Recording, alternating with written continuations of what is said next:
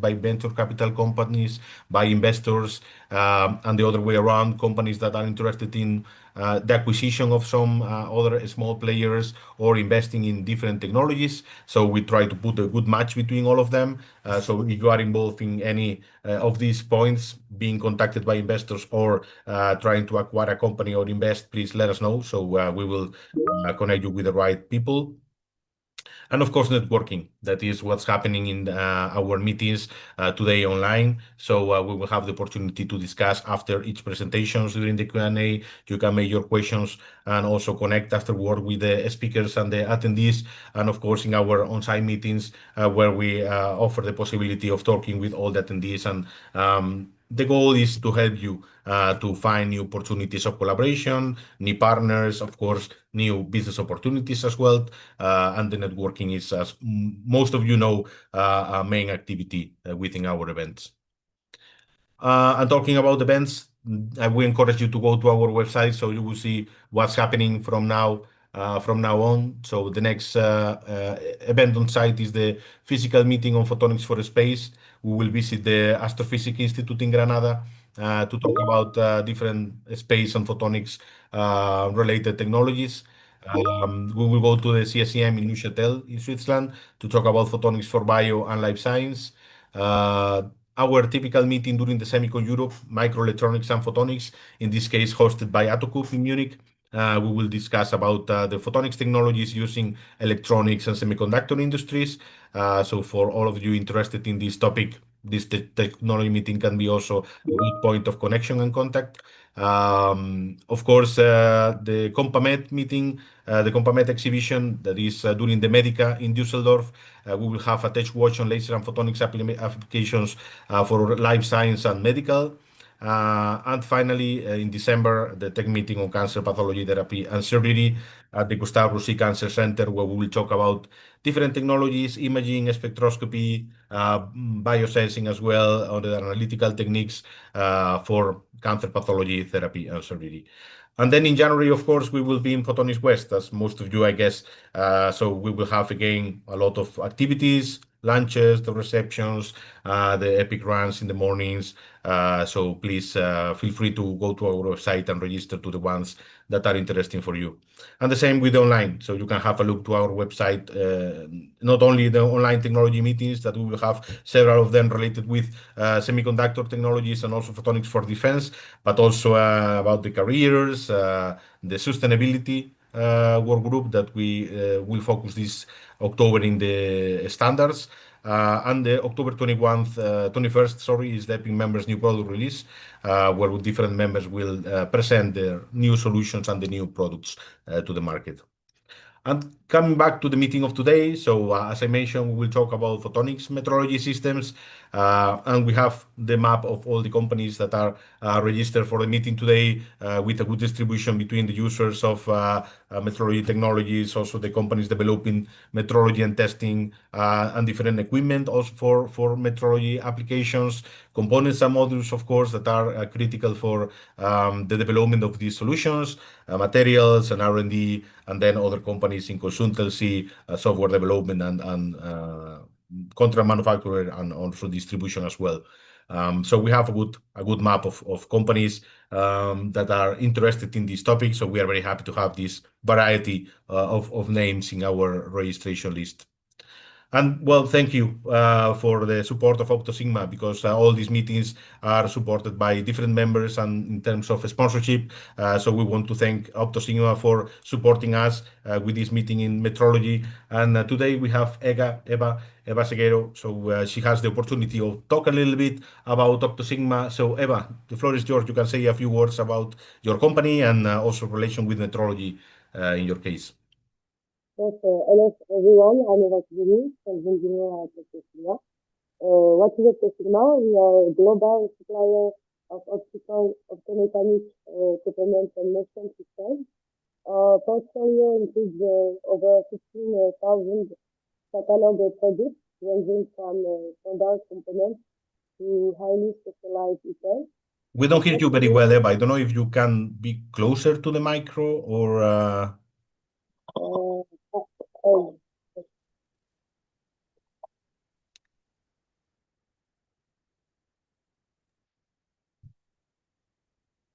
Hello? Hello, Eva. Yeah, you hear me? Much better. Yes, please. Thank you. Okay. So our portfolio includes over 15,000 catalog products, ranging from standard components to highly specialized detail. But we really set apart is our ability to provide custom solution, whether you need a single piece for a prototype or a full-scale production for our industrial application.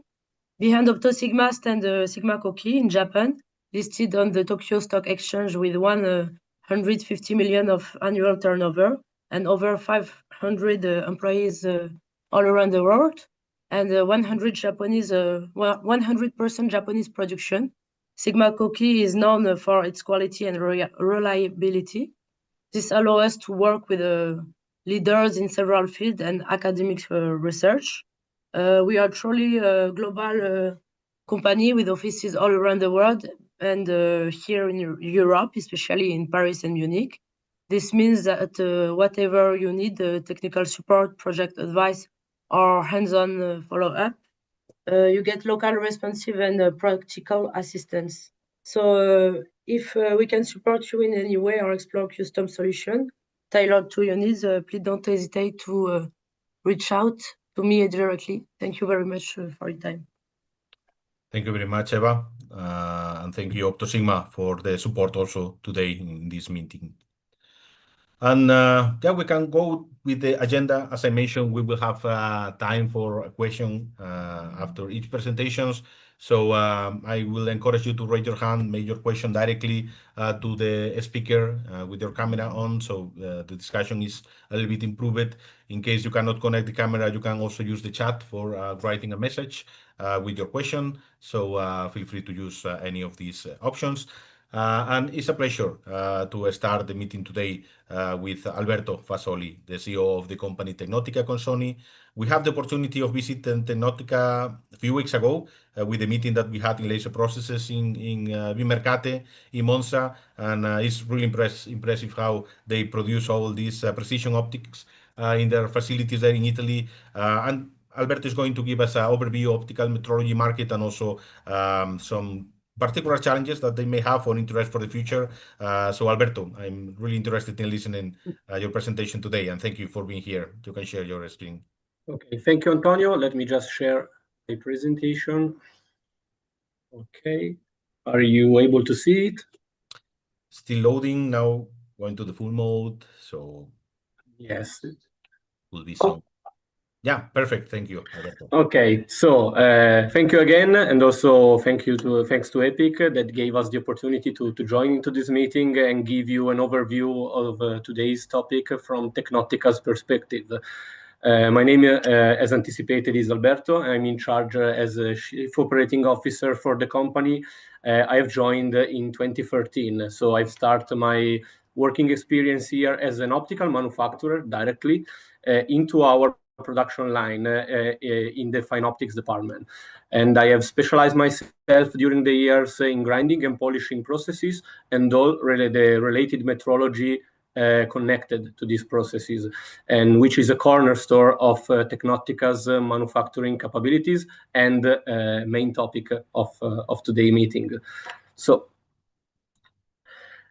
coming on today's topic, so the Photonics metrology system, I would like to start with an analysis of the current situation of the metrology market that is experiences, as you can see on the data that I've shared on my screen, a strong growth in these years and also for the next decade. Several reports estimate a growth rate from 4.8 to 7% in the next 5 to 5 years.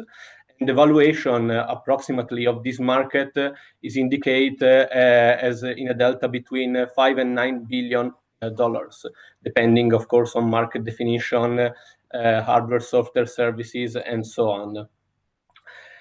And the growth reflected the increasing demand for metrology in many markets, also where Tecnottica is involved, which could be identified as key markets, key drivers of this topic. The automotive, for example, due to the huge expansion of electrical car marketing, the e-mobility and electric vehicles battery.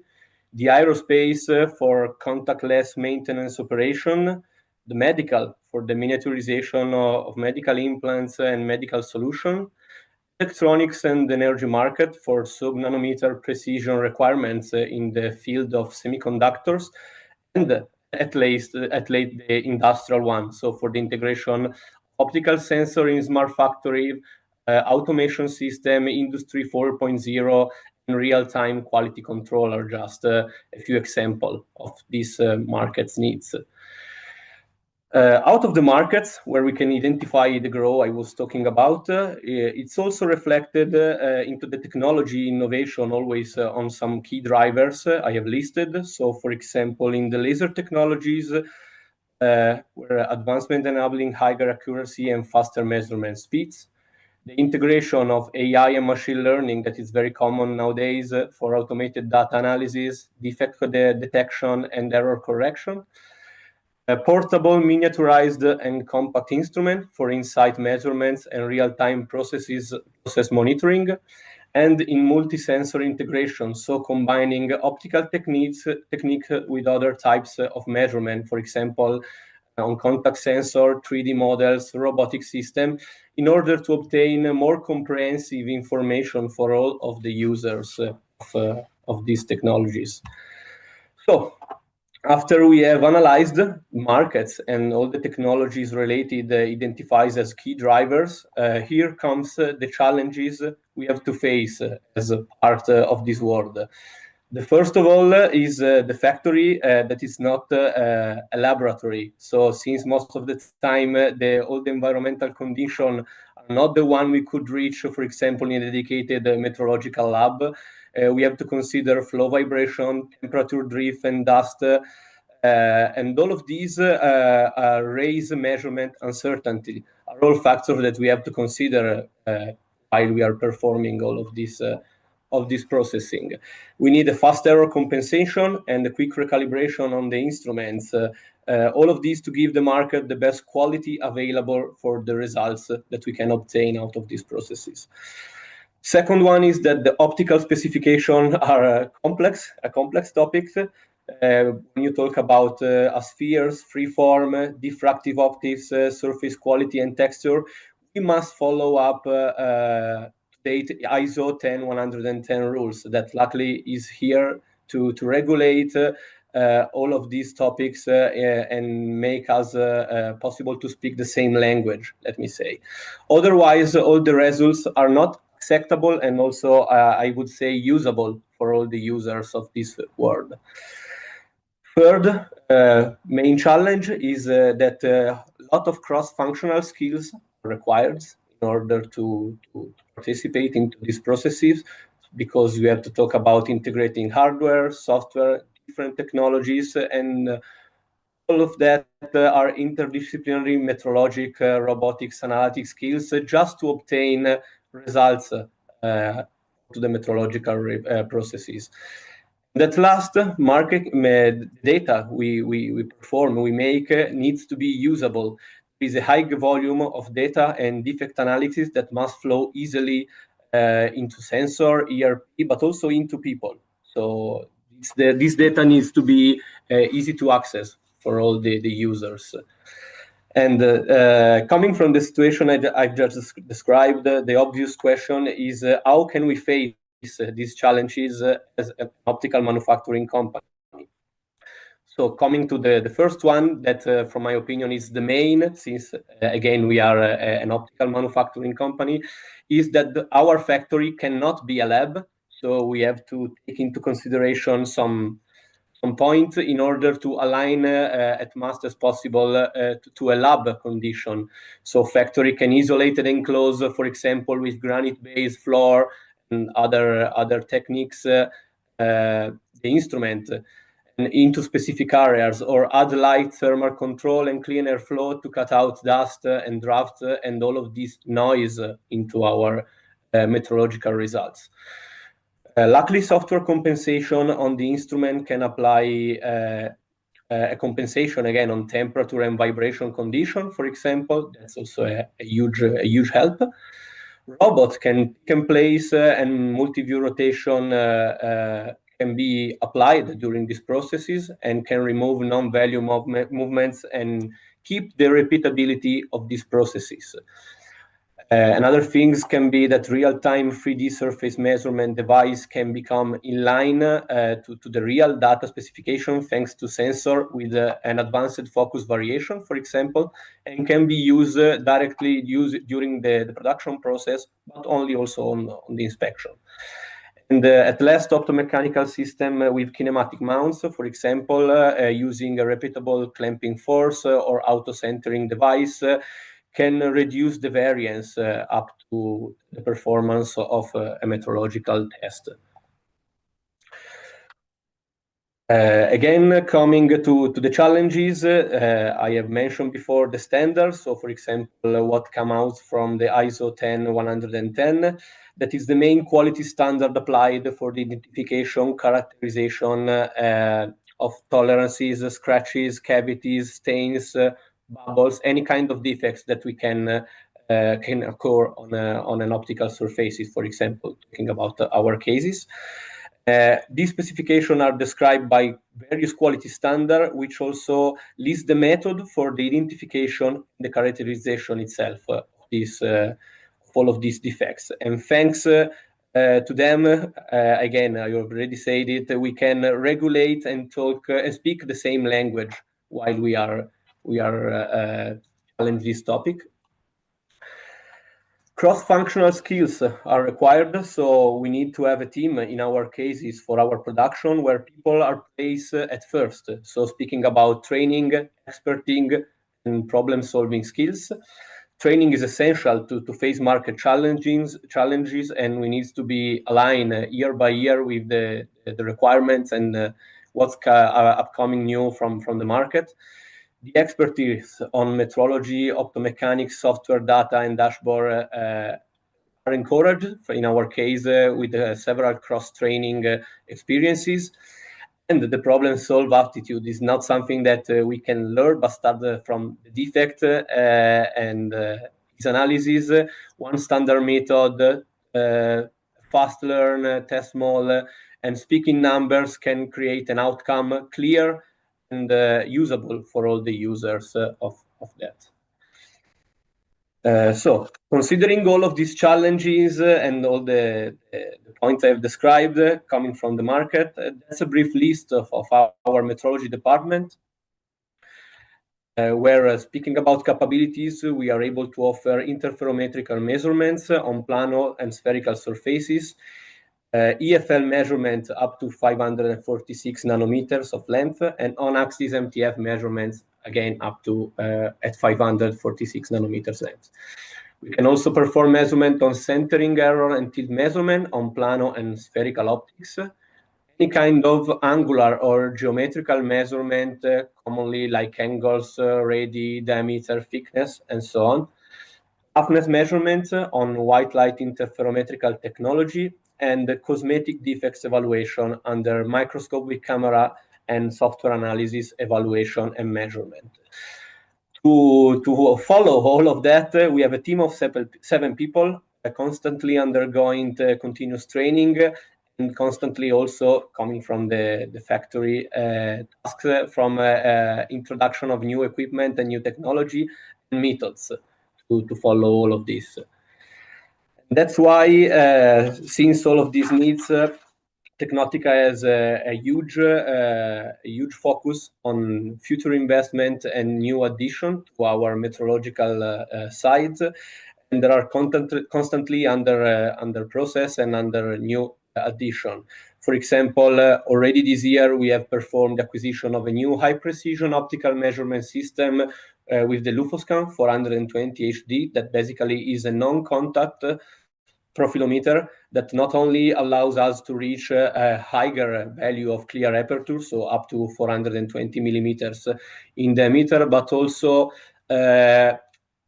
increase our capabilities in terms of shapes. So, for example, for spherical surfaces, to have real-time data to submit to our customers or to any kind of end users. And also, other 2 additions we had this year for system and metrology our new 6 inches interferometer, vertical interferometer, and the CM114 that it's basically a centering error and measurement system. And talking about next year's, as we have analyzed all the problem that came to having a manufacturing environment, we have a deep focus on create a new fine optics department with, of course, specific machinery and metrology, but mainly with a dedicated metrological lab, full equipped for any kind of testing service, where we will want to put temperature and humidity control environment and anti-vibration floor. So in order to avoid all the factors that concur to have any kind of uncertainty during the metrological process. We will have also an ISO 7 room for optical inspection activities, and a new dedicated machinery for production, of course. But the main topic behind our new next expansion will be to increase the quality of the environment where we have to perform all of these activities in order to keep all the results we obtain as reliable and realistic as possible for all the end users. So again, thank you for your attention and the possibility from Epic. In case you have any specific question related to what I have just described, please feel free to ask. Thank you very much, Alberto, for the presentation today. So as he mentioned, we have time for questions or comments, so you can raise your hand and make your question directly to Alberto.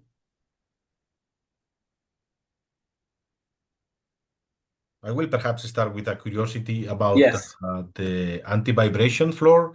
Yes. It's something that I guess is quite challenging. Yes. You need to remove all the material and machines that you have nowadays and do the works under the floor. No, fortunately, this environment will be placed in a new area, so it's not existing right now. And to follow with the highest accuracy possible, this quality we want to reach, we have the support of a specific team that is studying our conditions, our current conditions, and they will design a floor where all the vibration coming, for example, for the machines will be isolated, so will be not transmitted onto the floor, and so the instrument will not receive any kind of noise coming from the external environment. It's of course something very, very challenging because we have to consider a lot of parameters, and of course it's not something that we can set up in a few times. We are studying a lot in order to reach these kind of conditions. But again, we want to be sure that what we are able to offer on the theoretical base can also be offered on the practical one. So that's why we are deciding to put a lot of our efforts for talking about investment onto this specific creation of this kind of environment. So it will be challenging, but definitely we will reach it at the end of the day. Yeah. And as you also manufacture pieces with, they are not small, they can be quite big in size. How do you see the challenges of these bigger pieces compared with a company developing standard optical components?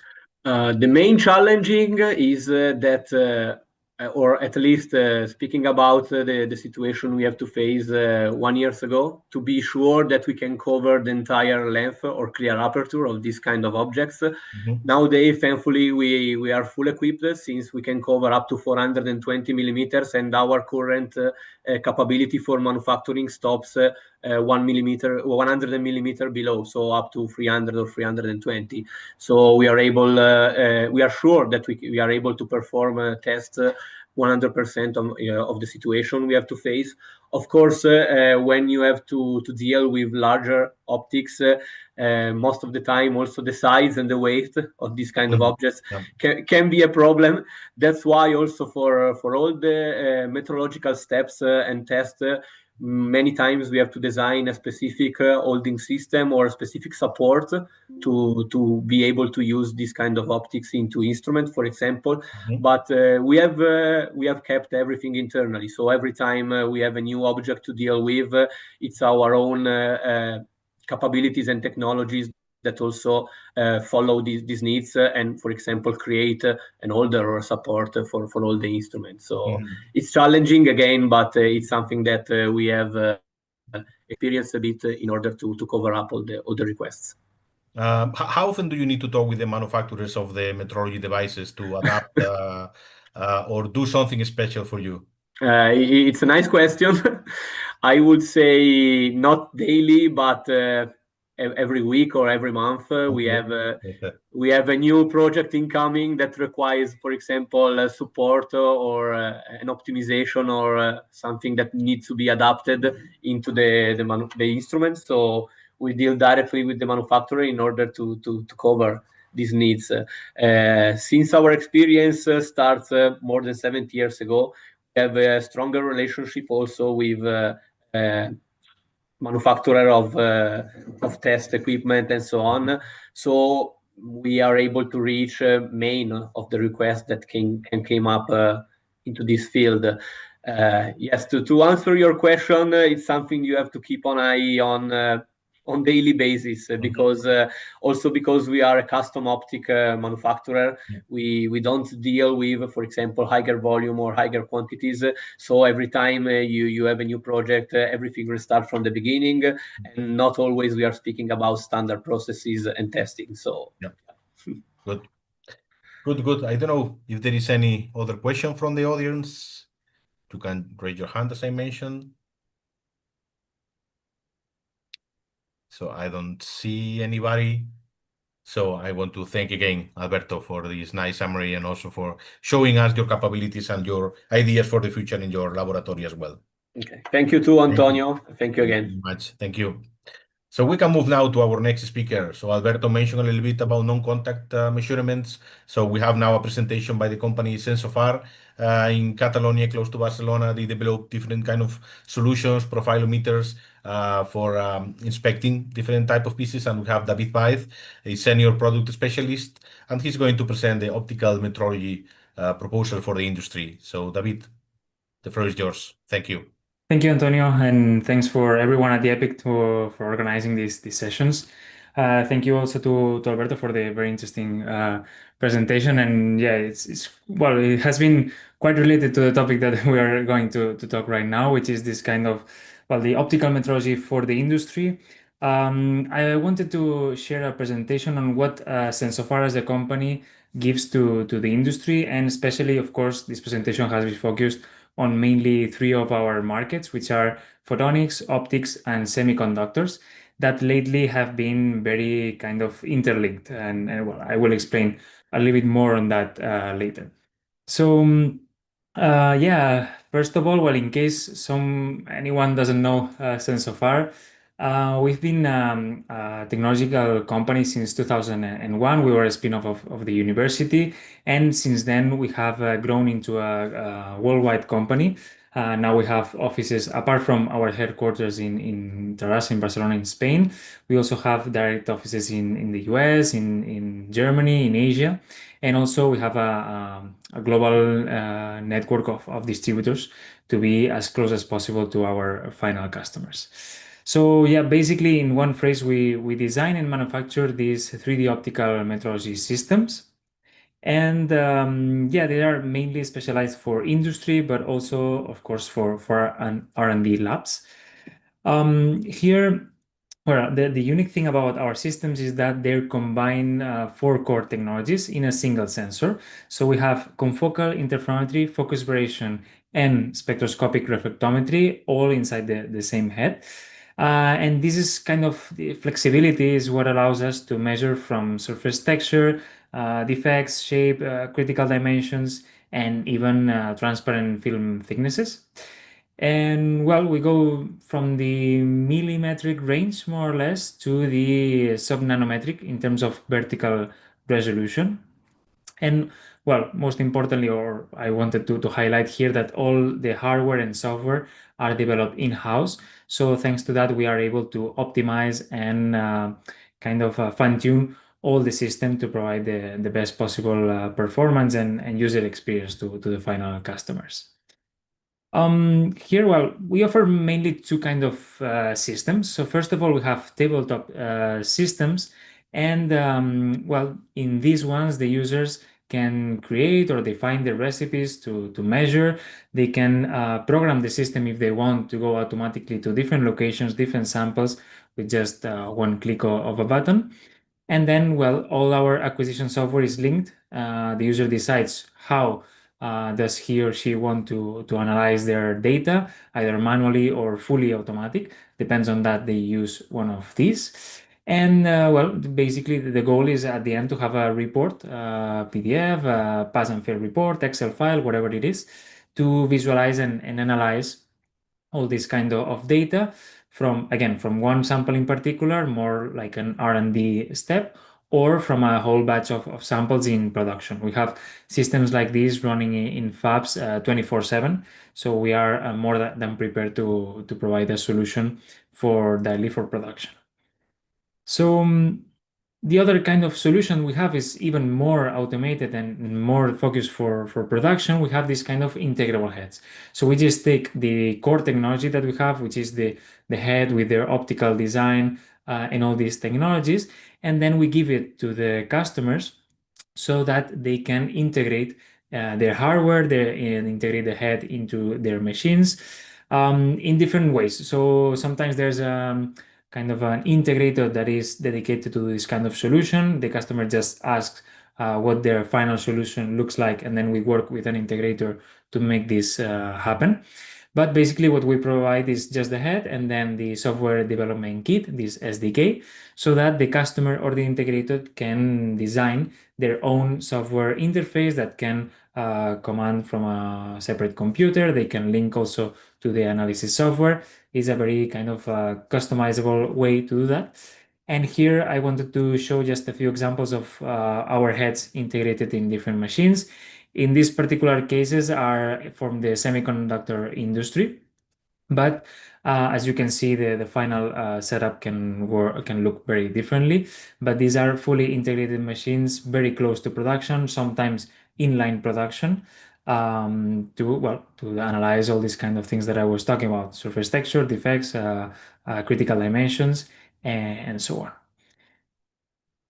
Okay, so now I wanted to jump into the application side. So here, let's start with optics and photonics and what we measure and what we provide value to the industry.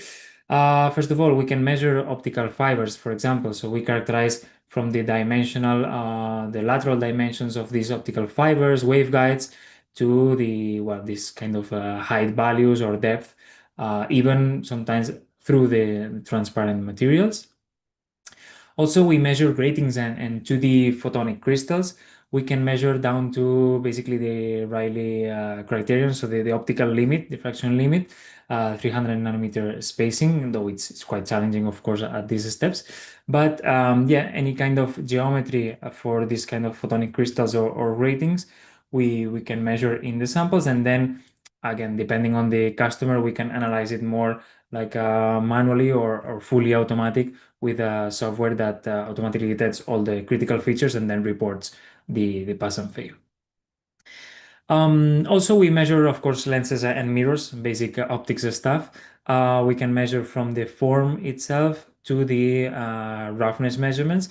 Here, I want to highlight the precision and the accuracy of our technology. So we can go down to the sub-nanometric level. Here we have a average roughness of 0.5 nanometers. And this is precisely measured thanks to our interferometry techniques that can go down to 0.01 nanometers of vertical resolution. So that's very critical, as the previous talk that we were talking about the need for precision and the need for calibration and so on. Here is very critical. And in the latest last years, we have been optimizing our algorithms and our techniques to be able to provide the best vertical resolution and best accuracy for this kind of market. And yeah, also forms of lenses. We are very specialized in the fields of micron range lenses. So with 100 microns diameter, typically tens of microns in height. These are most, well, probably all the audience will know that have been used more and more lately, thanks to the integrating photonics into the semiconductor industry.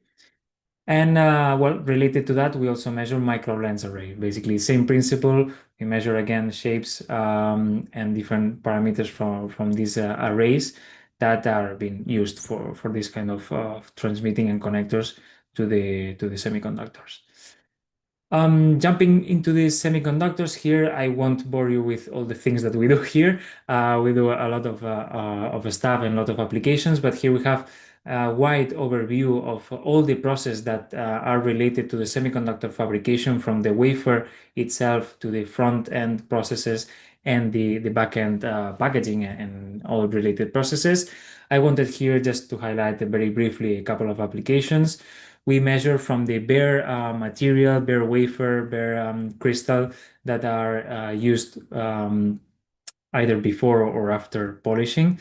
And again, we are using the interferometry techniques here to measure as precisely as possible materials like silicon carbides, diamonds, perovskites, of course, bare silicon and silicon oxides. Here we also measure, related to the semiconductor, we can measure photolithography masks, especially these ones in particular, I think, are from the extreme ultraviolet photolithography mask, in which they just resemble some kind of steps. So for us, it's even easier to measure in this way. They were characterizing these hundreds of nanometers height structures that are used to redirect the light into the masking process for the semiconductor and the transistor manufacturing. Also, we are checking edge profiles even after wet or dry etching. It really doesn't matter. We are checking at the profiles here, the different angles, different heights and critical dimensions.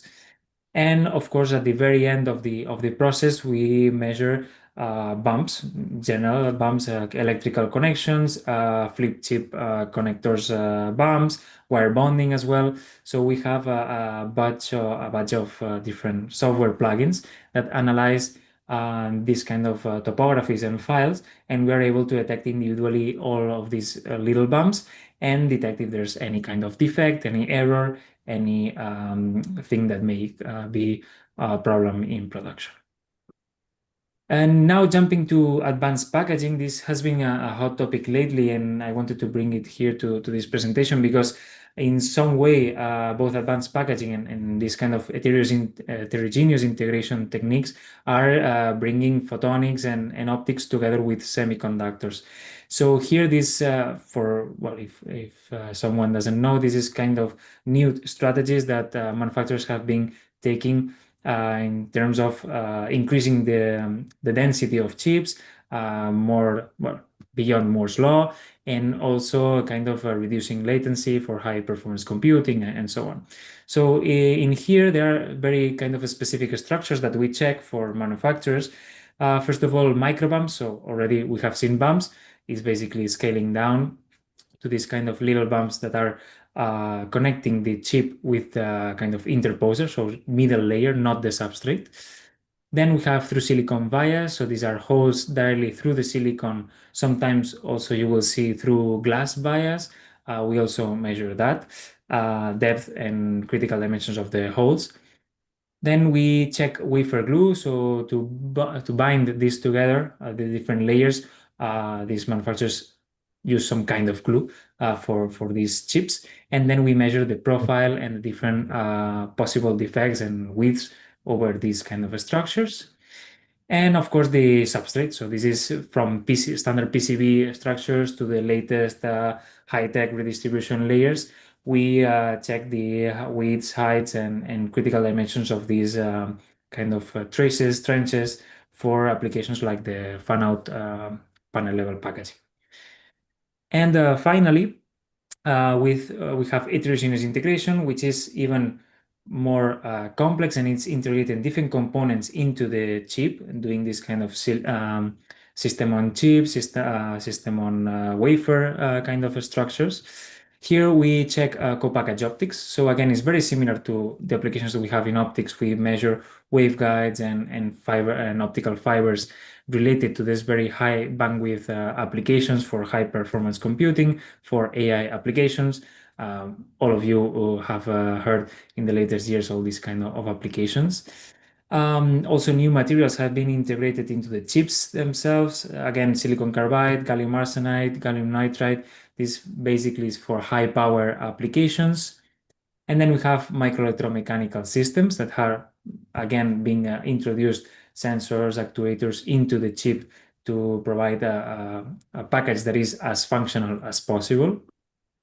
And finally, very related to the previous applications, we measure microlenses, specifically those that are being used to try to connect and to bring this kind of photonics connectors inside the silicon chip or the transistor layout. So that is very important here to check aspheric and spheric microlenses, for which we already have some kind of already built plugins to analyze this.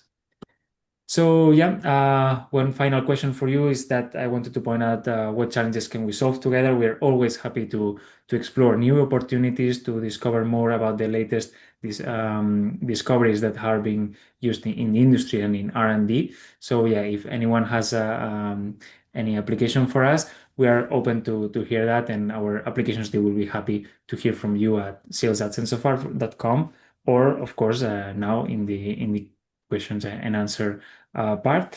And yeah, if anyone wants to know more about our technologies, we have a bunch of different materials and webinars on our website. So yeah, thank you.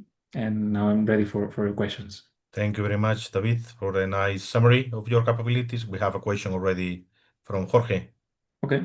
From Kerdri. So Jorge, you can perhaps another question, Jorge? Perhaps not. So I have a question. Wait, can you hear me? Oh, yes, yeah, we can Yes. see. Okay, Yes. it's my fault, sorry. Yes, David, thank you very much for your nice presentation. I'm Jorge Sanchez from HCS Photonics Mhm. in France. I have twofold questions, in fact, because you have provided a very impressive figure of merit about roughness, mean roughness, Mhm. on mirrors and lenses. Mhm. And the first question there is, this figure is measured on which surface? Because as you may know, roughness is different in a tiny surface than in a big one. Mhm. For example, for industrial applications, mirrors or lenses are more bigger. Mhm. So depending on the surface you have measured that figure of merit, it's quite relevant or not. Mhm. And the second one is following to the previous one, is which is in fact which is your added value Mhm. Okay. related to the current assessment techniques well established right in the market. Mhm. Why should I buy or should I choose your system? Because Okay. the current ones works quite well. Okay. Yeah, very good questions, to be honest. Okay, so with the first one, I think is the difficult one. Yeah, this topography that I measured, I think it was in a 1-inch silicon carbide mirror, if I'm not mistaken. I will have to double check. But in fact, we check areas of up to few millimeters by few millimeters. So we are not in the ranges of the previous presentation. We were evaluating half meter diameter optics. But even though our customers, the ones that integrate our machines or our integrable heads, they do measure on this kind of very large mirrors. So the thing is that for roughness measurements, we don't really care a lot about area, because at the end you have to filter and you have to follow the ISO 25178. So it doesn't matter if you have a half millimeter by half No, millimeter no, square, I don't or agree. you, yeah, or you The have following more on area. ISO 10110, Mhm. when you provide Yeah. roughness specs, you Mhm. have to well written. You have to put on which area. Yeah. No, I mean that. Of course, to report it and to make it the same values, of course, you have to report the area. But as soon as you report the area and all the filters that you have applied, I mean, technologically speaking, for us, it doesn't make a really big difference apart from the hardware and how you sustain the sample and how you measure. Maybe the most limiting factor would be the XY stage when we move and we stitch fields of view together. But apart from that, this value we have obtained in different areas. So it's not a thing about the area itself. I don't know if I'm answering the question or you had any other like kind of approach to that. But yeah, as soon as we obtain the data, we can stitch these different fields of view together. We have obtained millimeters, I don't know, like 10 millimeters by 10 millimeters of these values of sub-nanometric surface roughness. And the second one, why Okay. to choose your technology So our added related to the value, current ones? yeah. So of course we all know the big players in this industry. They have been like one, two main suppliers for optics, for interferometers for optics in this case. So the first added value, of course, is the extra technologies added on the sensor head. And I would say that this is not our main value, but this value is useful because sometimes, of course, if you are always measuring roughness on the same exact sample, probably you will find a very easy setup that works for you and you can optimize your parameters to make it work. But as soon as you have a little bit of variety of samples, there are occasions in which interferometry is not the best technique. For example, to measure different kinds of shapes, or maybe not this interferometry algorithm in particular. So there are many different algorithms. We work with mainly three. So we have one more for shapes, another one more for very fine surface roughness measurements, and other one that is more kind of versatile for generic samples. And also, if you are looking at, for example, some defects or some small shapes, sometimes we have found that confocal may be a better solution for those kind of applications. For example, just putting some examples for micro lenses, sometimes we work with interferometry, sometimes we work with confocal, because depending on the aspect ratio, on the slopes are very limiting for interferometers. So as long as you have a very high slope, with a interferometer will be very hard to track, or very slow, which sometimes either way is bad for production, for example. And then the second main value that I would highlight here, sorry, Antonio, for the long for the long answer. Sorry for the next speaker, but so the second value that we offer is how we approach the kind of our customers. So we don't want to sell one system and let it go, and then we go for another topic, but we always try to be very close to the customers. So when a customer buys our system, we have systems that are running on our customer side since 2001 or 2002. I mean, the main thing that breaks is the computer, of course, and you have to update it. But apart from that, we try to update all the software as possible to our customers and to bring them all the best tools that they have. And yeah, also the kind of user-friendly that software that we are manufacturing. So I have seen and I have worked at the university with old systems, and well, sometimes the software itself or the tool itself, it works, but to make it work, you need a very expert one. So you need a very expert user to make it work, to make it work with the right parameters and with the right results. But for our systems, it's much easier to start with, and they are much more prepared for production than the classical and traditional players here. Thank you. You're welcome. Good. So I hope we answered the question from Jorge. Any other final question for David? I don't see any hands, so we can perhaps move to the next speaker. So thank you very much, David, Thank for you. the presentation today. Thank you for the time. So we can move to our next speaker. We already heard about aspherics and freeform shapes. So presentation from Yves Surrel, is the chief scientist and president of the company Wyse. He's going to present the deflectometry solution for freeform shape measurements. So Yves, the floor is yours. Okay. Please share your screen. Thank you for your time today. Hello everybody. Thank you all for attending this webinar, and thank you to EPIC to giving us the opportunity to share these informations. So our company is involved, or we develop a system for shape measurement of reflective surfaces using a technique that is not very well known, which is called deflectometry. So deflectometry is something that you experience in everyday life experience. You see on the left image a phenomenon you can see in any town, and it's very well known. And when you see this, without knowing it, you make or you use deflectometry. And it has long been recognized as a very nice technique for qualitative inspection of surface defects.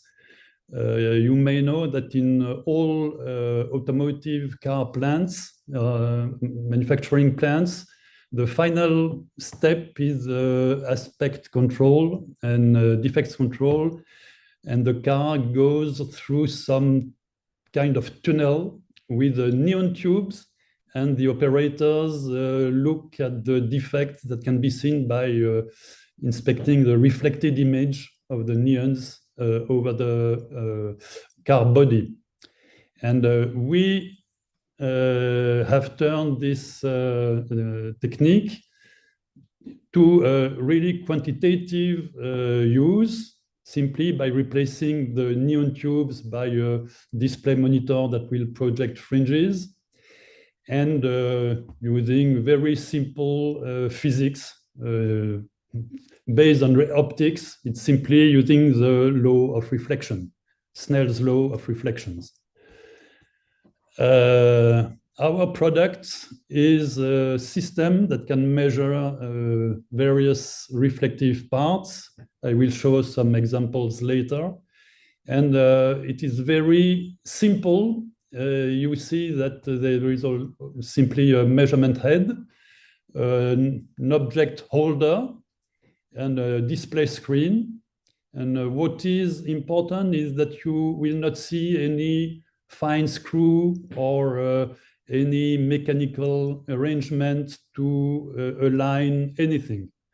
You will simply locate your different elements on your tabletop. It can be used on a regular desk tabletop, and the software will take into account everything.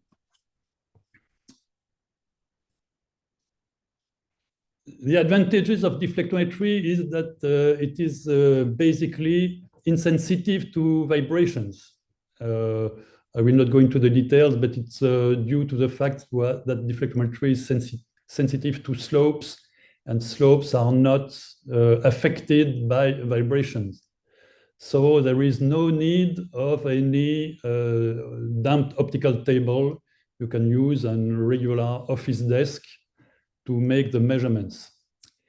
As compared to interferometry, deflectometry enables absolute measurement of the shape of the reflected part, and also its location in space. As you have seen, the hardware is very simple. There is only a camera, a display screen, and that's all. So it's for biblic simplicity. So this allows to make a really rugged device. And we have experienced many times putting the system in a luggage to take in the plane to go to some exhibition at Photonics West or in Japan or in China. And simply we unpack, when we arrive, we unpack the system, and it's ready to make nanometric level measurements on the exhibition booth without having to tune or to recalibrate anything. Another advantage of the deflectometry is, and it's probably one of the best advantage, free forms can be measured with no need of any accessory. Because you have not the limitations of interferometry. You can have large deviations to simple shapes. It's no problem to measure. So very nice. But actually, if it were so simple, you would see deflectometers everywhere in any optical shop testing. The problem is it's geometric. It's based on ray optics, so it's a geometric measurement, and it is extremely sensitive to the accuracy of the underlying geometrical model, namely the ray trajectories that depend on the camera lens aberrations, the display screen shape and location in space, and also the location in space of the object to measure. And when I mean extremely sensitive, it is really extremely sensitive. You cannot achieve anything if your model has not been properly identified. And so our know-how, specific know-how, is to have developed a calibration procedure of unprecedented accuracy to allow some measurements with accuracy within 10 nanometers RMS. And we do not depend on any in our system, we do not depend on any high quality mechanical or optical elements. For example, the camera and lens are simple industry grade equipment available from any kind of manufacturer. So everything is based on what is called, or what can be called the digital twin, because all the measurement configuration is modeled numerically, and as compared to systems that you may know, other metrological systems like interferometry or others, this allows to make the fine-tuning virtually. I mean, instead of having to align parts using fine screws on XYZ translation stages or gimbal mounts, that requires really experience from the operator. All the alignments are performed numerically. In other terms, the system adapts itself to the reality and not the reverse. Or you can also say it is every time self-calibrating. The measurement is fast, typically 3 minutes. And so the operator does not need to be skilled, so it can be anyone from the workshop. So time saved and money saved. So I will go to some results simply to show what the technique is capable of. First, it's a simple measurement of a spherical concave mirror. And you see the deviation, every time we present the results as the deviation to the nominal shape. So what you see is the deviation to the nominal shape, so deviation to the best sphere. And there are 4 different measurements to show the typical repeatability. And with the RMS standard deviation, so our RMS, 10, 10, 10, and 9 nanometers. And for these measurements, we have also a comparison with interferometry that shows a deviation of 8 nanometers. But more interesting, I will show, and more typical also, 3 measurements on the 3 mirrors of TMA, a 3-mirror anastigmat, simply because all 3 mirrors are free forms. And some of concave some are convex, and the sizes are typically around 90 to 100 millimeters in diameter.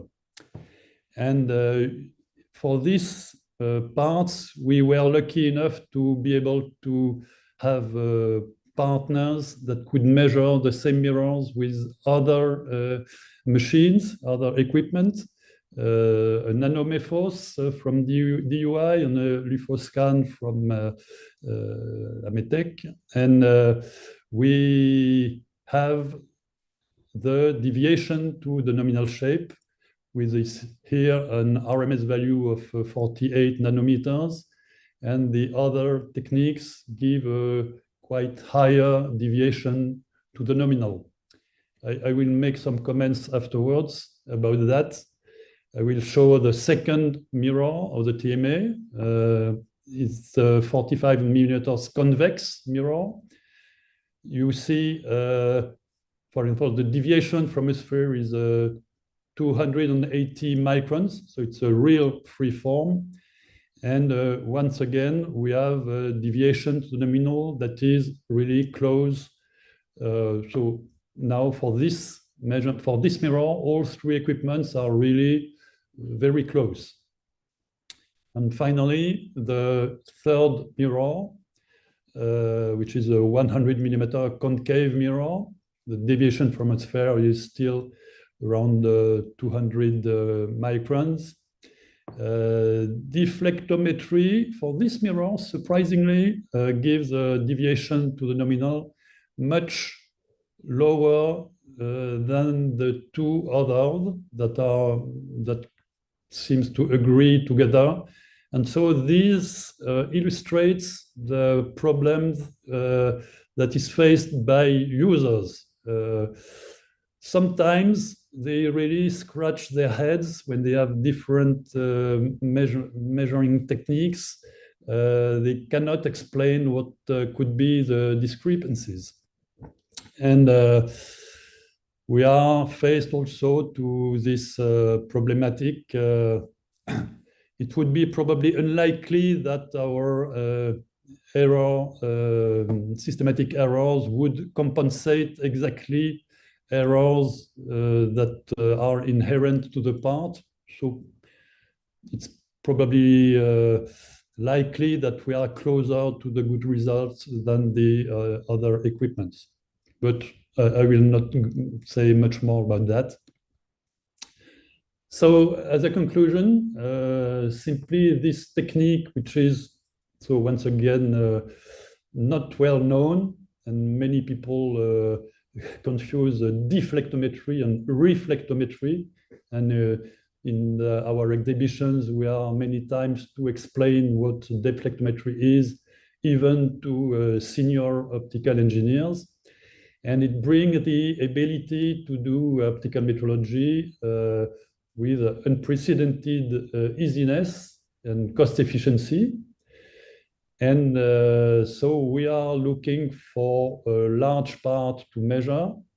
By the way, in terms of diameter that we can measure, unfortunately, the answer to this question is not is not unequivocal, because the size of parts we can measure depends also on the curvature. Concave parts, we can measure large concave parts with the system you have seen. We have seen the picture. We have already measured 800 millimeters wide mirrors for the aerospace industry. And so we are to increase our knowledge and to have more use cases. We are looking for challenging parts to measure.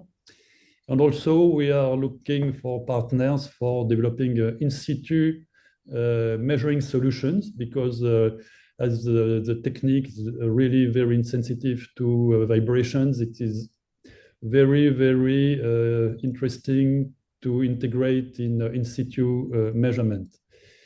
And of course, we have, with all the information we had on the part, we are developing stitching algorithms. Also, very important from the end user is the connection with the user mechanical frame of reference for an axisymmetrical parts. And also today we are restricted to really reflective surfaces. So if we have a lens, for example, transparent lens, we have to frustrate the back reflection.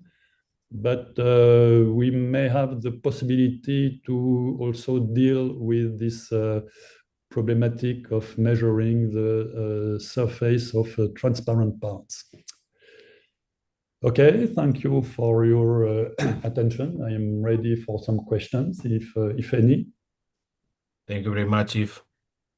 So we have again time for questions.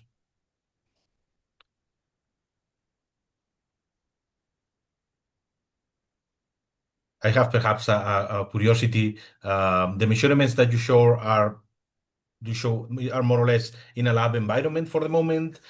Did you also perform tests in this manufacturing environment, taking advantage of all the characteristics that you mentioned for deflectometry? We have already made some measurements at customers in their real environment. For example, the mirror that we measured, the 800 millimeter mirror that we measured. Of course, we had to go to the customer, and it was really on site. And by the way, for this mirror, we were told that so the people were measuring or were using interferometry with CGH, and we were told that even the most experienced engineer in this lab was spending many hours to align everything with his CGH, and we could do the measurements within. So we unpacked the system, and we were able to do the measurements maybe 20 minutes later. The system was installed, and because we have no alignment, you see, I think it is quite new in the field of metrology that all the fine-tuning is done numerically. So it saves a tremendous amount of time when you have to make the measurement. And also in terms of user friendliness and ease of use, so we have splitted the software in two. There is a first software that is mostly dedicated to the engineer, that will simply you have to input the equation of the surface, make some choices of distances and angle, etc. And everything is saved in a parameter file. And at the user, the second software is for really the user. So he has simply to load the parameters file, and he will be given instructions on the screen. Simply put the part at that distance with that angle. If you remember this slide, we have a printed pad which helps simply to locate roughly the part, but you have not to be really highly accurate. You move your different parts by hand, and so the software will have a first rough idea of what the different parts are, and it will optimize everything so that everything fits, and the measurement is so it, in some way we can state that the system recalibrates itself in terms of locations of the different parts in the system or in the measurement geometry. And I don't know if you mentioned, do you need a illumination source, or do you use natural light as a illumination source for the sample? No. So yes, it's a usual question. There is a twin technique which is called fringe projection, where you project fringes on a part, but which does not work on reflective parts. It works on diffusive parts. Here, the only light source is the screen. Okay. There is no other light source, so it uses white light. And once again, it's based on ray optics, so we are not sensitive to so the wavelengths or the color or anything. Okay. Yeah. Thank you for the clarification. I don't know if there is any other question for Yves. I don't see any hands. So thank you, Yves, again for the presentation, and thank you for showing also your ideas for the future and your improvements. So we can move now to our next speaker. So we have Rafael Porcar, is the head of optical metrology division at the company Imaging Optic. You probably heard about Imaging Optic, really related with adaptive optics, also wavefront sensing. And Rafael is going to present, in this case, the wavefront sensing metrology. So Rafael, thank you very much for being here this afternoon. Thank you, Antonio, for the nice introduction and for the invitation. So today I will introduce a few trends we have seen in the industry and what kind of challenges it represents for us trying to address them. Okay, so very briefly, I will introduce Imaging Optic. We are a privately owned company founded 30 years ago. We are about 60 employees located in different continents of the world. And in that time, we have deployed more than 2,000 sensors all over the world in very different industries. So here on the right of the screen, you can see some of our customers in these different industries. Our activity is organized we have two main activities. One is wavefront sensing and optical metrology. And I will concentrate on this one, where we use the measurement of aberration to characterize the optical quality of component subsystem.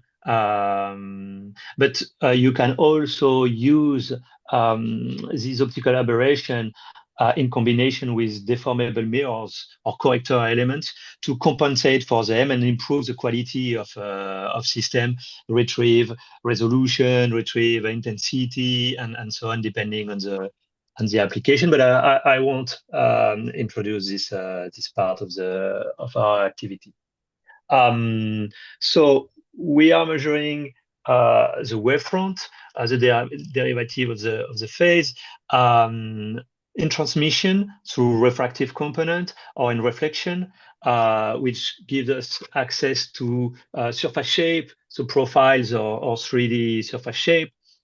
We can retrieve some parameter such as NTF of imaging system. We can retrieve distortion also of system.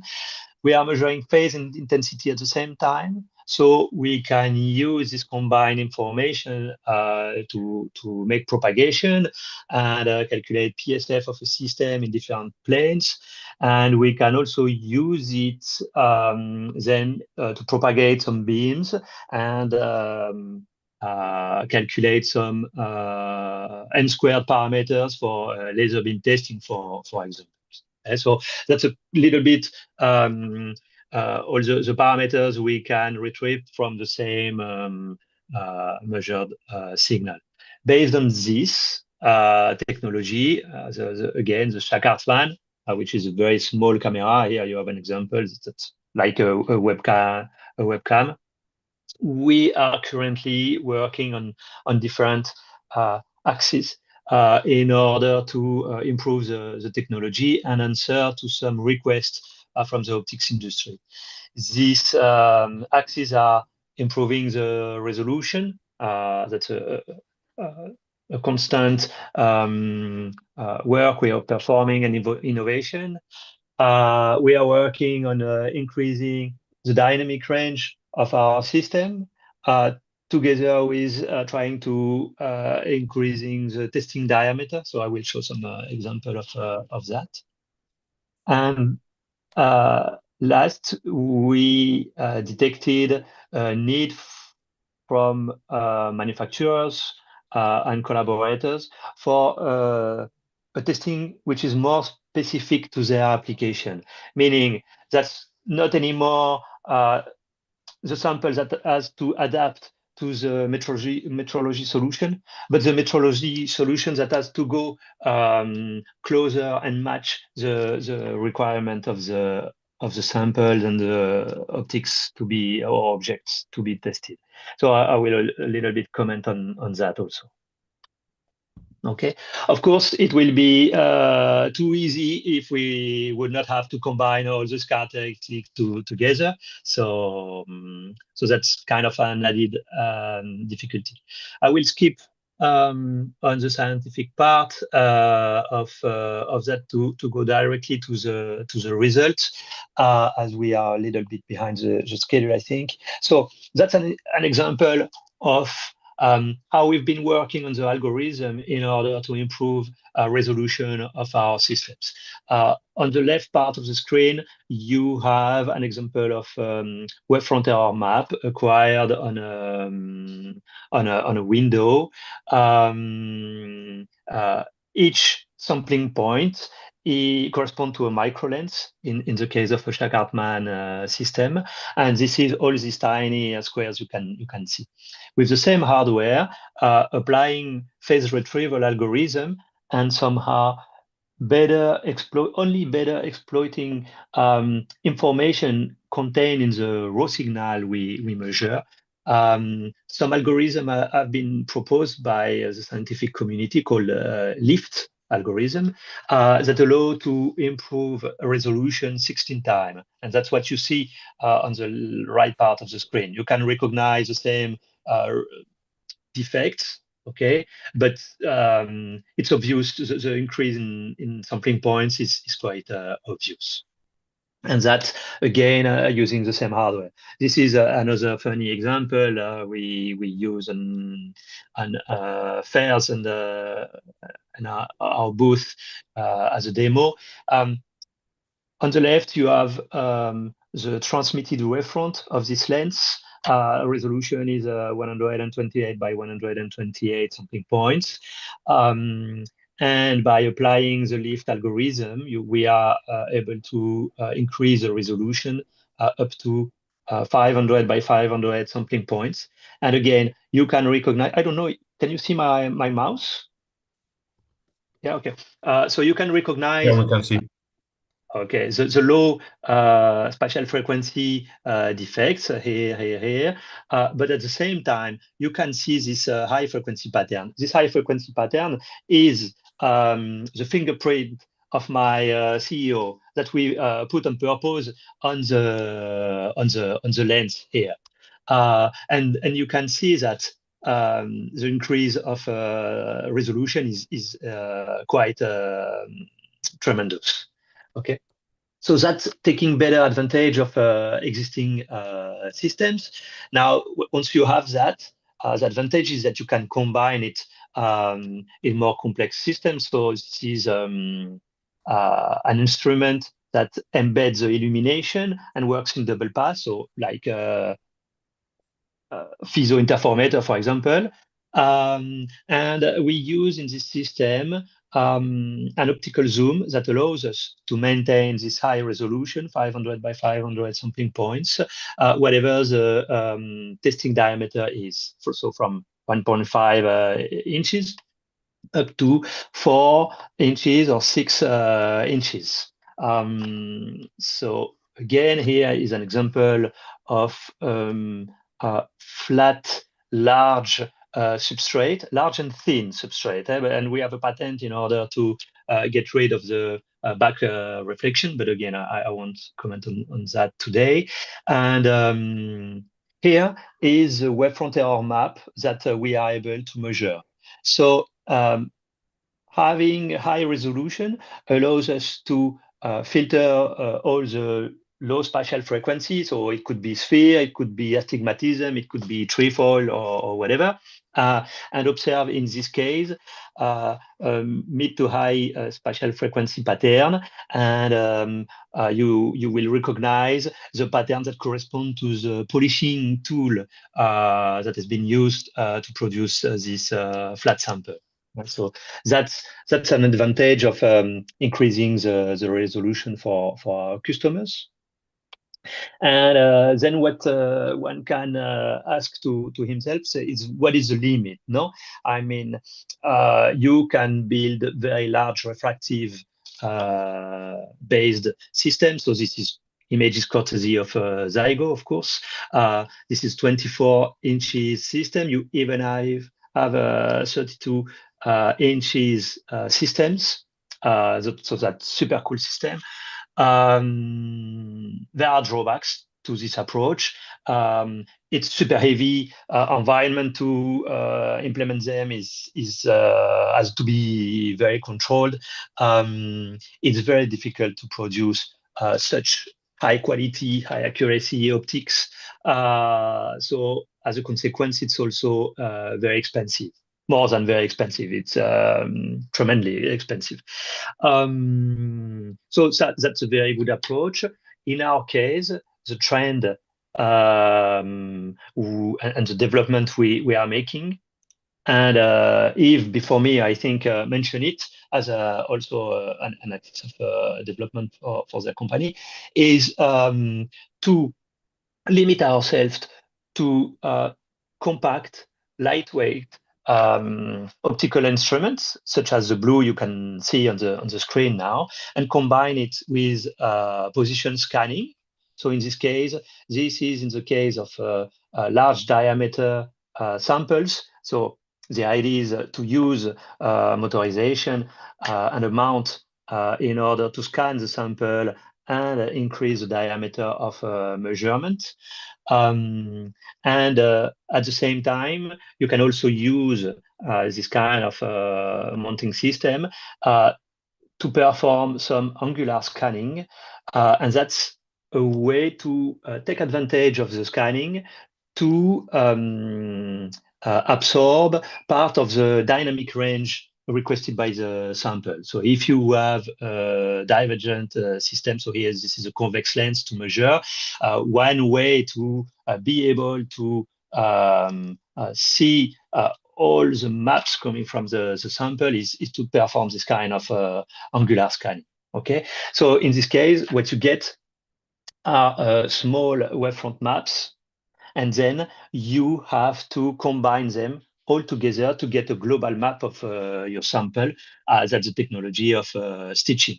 So here, I cannot show you the instrument we built for our customers. So these are some pictures taken in the lab in order to validate the system, the motorized system in different configuration.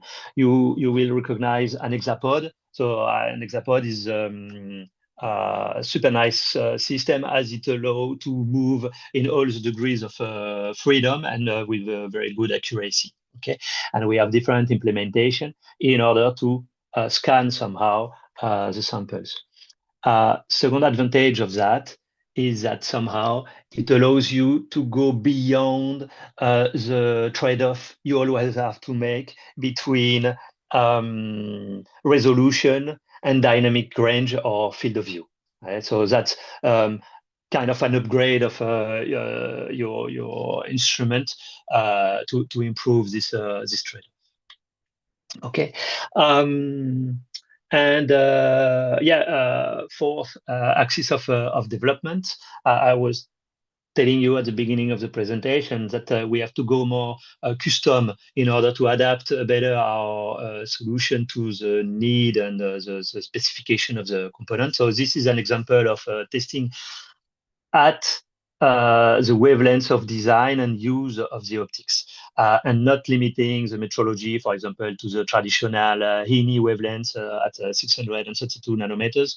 But for example, in this case, as requested by the customer, to test, again, a form of optics. So these are microlenses in the green spectrum.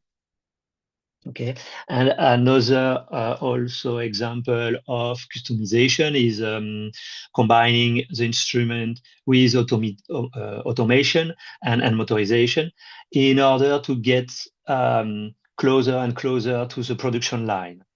So thanks to the robustness of the technology and the that is quite proof to or insensitive to vibration.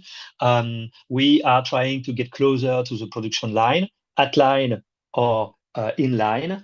In one hand, to increase the throughput of the measurement as the component goes directly to the metrology station, but also in another hand to avoid manipulation of the sample. When you have large sample or very expensive sample, because you have a lot of processing on them, taking them from the manufacturing line, bringing them to the optical lab, as close as it is, it's a different room, to perform the measurement and then get back to the production line is a risk for the sample, is a loss of time. So that's a trend also we see trying to bring the instrument online. And there are also some example of that. And I think that's my last slide. So thank you very much for your attention. Thank you very much, Rafael. So You're we welcome. have time for questions. You can raise your hands if you want to make any question to Rafael. I have perhaps one question regarding the system with the hexapod. Yeah. How is the freedom of the user to define the overlap between the two images to do then the stitching of the big surface? Can they work with different overlaps to Sure. understand how is the surface? Is the software defined as well? Perhaps you can elaborate a little bit. Yeah, for sure. So again, you have different strategies and translation stage. So I can go back. Okay. Your translation stage provides you some kind of flexibility, and you can decide what is the overlap. The more accurate you want to be, the more overlap you need, so that the overlap between the different maps you acquire compensate for potential errors that are done by your translation stage or your hexapod or whatever. So here it's a trade-off between the speed of measurement and the throughput and the accuracy of the mount you choose. In the case of hexapods, you have calibrated hexapods, for example, and you have optical interferometers that are included in the different movements that gives you a very high accuracy, and you can reduce the overlapping to a bare minimum, and that's increased a lot the speed of measurement. Yeah, but this is on a case by case basis. Also, it depends very much of the type of samples, what kind of defect you have, and how you can somehow correlate this sample in order to overlap your maps and so on. But what is also super cool with this kind of technologies is to circle back with freeform testing, for example. You can anticipate the shape of the freeform surface. You can load a map of the expected phase so that your system is already scanning the sample with this phase, and somehow it increases the dynamic range of your instrument. Okay, so. Yeah, that's kind of the flexibility brought by this combination of a sensor head together with a moving stage. Okay, so I'm pretty sure also systems from Sensofar we've seen the first presentation also exploit this kind of combination. Yeah, very, very interesting. Yeah. I don't know if there is any other question for Rafael. I don't see any hand at this moment. So if not, thank you again, Rafael. Thank you for sharing all this information with us. Very interesting solution. Thank you. Thank you very much. So we can move to our next speaker, and we change a little bit the approach. We have a presentation by Silicon Austria Labs. So we have Christoph Leithold, scientist of the Photonic Systems Department, and he's going to present the approach using ultrafast laser for semiconductor metrology with second harmonic generation. So Christoph, the floor is yours. Thank you very much for the introduction and the opportunity to speak here. I hope you can see the presentation. I can see the screen. Perfect. Very good. So I switch to the pointer here. So my name is Christoph Leithold. I work at a company or research institute called Silicon Austria Labs from Austria, as you have guessed.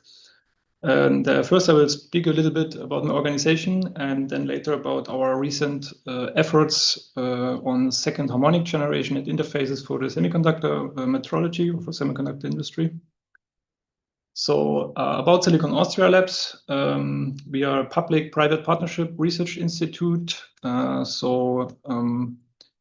are located at 3 sites in Austria, in Linz, Graz, and Villach, mostly publicly owned. And well, we do conduct applied industry oriented research. So we cover a fairly broad spectrum of topics and research areas. For instance, MEMS, PHOS, wireless systems, also power electronics a lot recently. We are involved in the pilot lines for the ion traps from the European Union funding. Embedded systems as well, and last but not least, sensor systems. So in the sensor systems division, I work at the Photonic systems group. And here you can see a more or less random selection of recent and also partly ongoing projects in our group. So we had like 2070 now, I think, researchers, and you can see we also do fairly kind of different topics, really. Sometimes integrated photonics, especially for sensing, but also gas sensing of larger systems here for fuel cell tests. We are also doing combined MEMS and optical systems. So for instance, here you see a miniaturized MEMS FTIR system that we developed. LIDAR is also a big topic for the automotive. We are involved in testing setups, but also time-of-flight systems that we develop our own.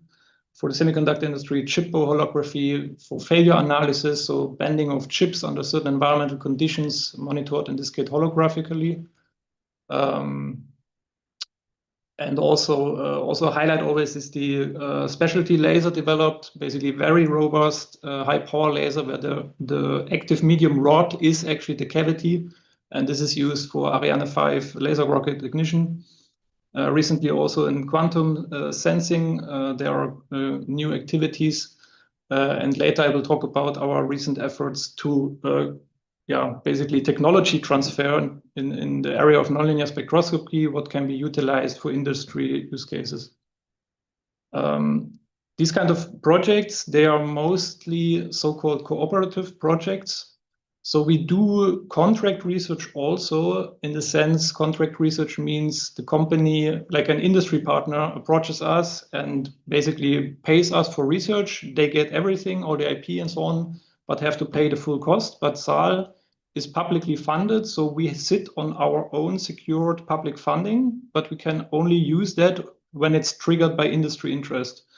And this works like this, that basically 50% of the total project volume in such a cooperative model basically is covered by the project partner, by the industry, half of which is industry in kind. So the industry's own man hours, machine hours, or let's say a sample preparation or something like that, that can be billed to the project, and 25% of the total project volume is then only cash from the industry. So this makes this very competitive, but is still under the European state aid law, which we have to obey to this, of course.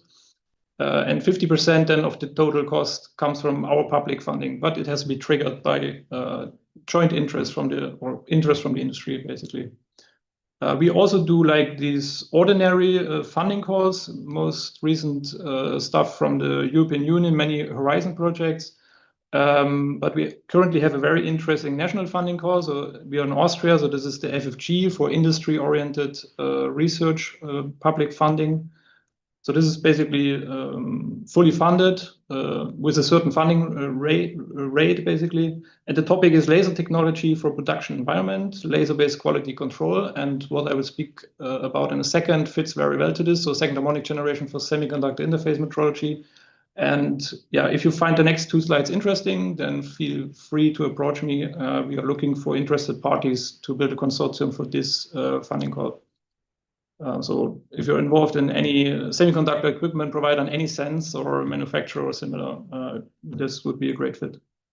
So from the physics or from the measurement principle, what is this about?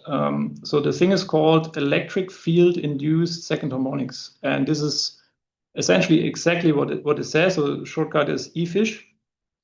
And what you do is you measure basically the electric field with a laser, like remote, spatially resolved, non-contact. And for this, you utilize nonlinear optics. And the use case in the semiconductor industry is interfaces, because interface quality is highly critical to many devices, also in the process development, but also on the final device. So for instance, historically speaking, the silicon oxide interface, the big breakthrough before silicon semiconductors took off basically was to have the passivation of the silicon, which led to a super good surface quality.